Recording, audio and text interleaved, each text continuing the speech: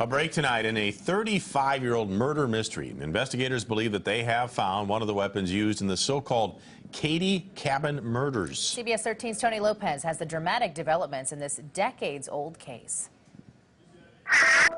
1981, springtime in Plumas County, 3 people were found murdered in a cabin.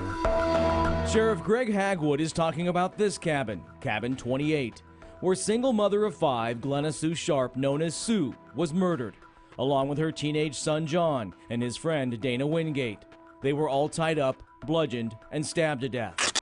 Sue's 12-year-old daughter Tina was taken from the cabin. Her decomposed remains would be found 3 years later. What hadn't been discovered until just last month, a hammer, believed to be one of the murder weapons. The hammer was laying, and you can tell that it was somewhere wet.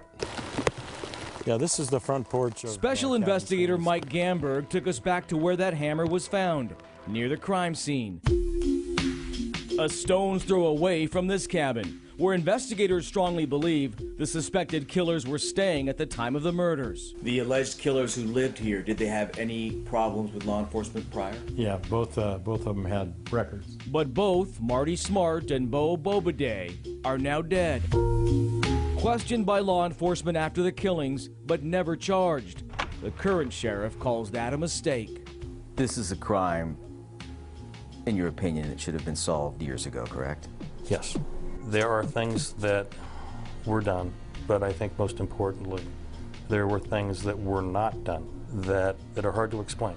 Including the possible mishandling of other evidence. Sheriff Hagwood and investigator Gamberg were determined to find, looking through every box in connection with a 35-year-old case. And lo and behold, at the bottom of a box, under some papers, there's this sealed evidence envelope, and inside is the recording.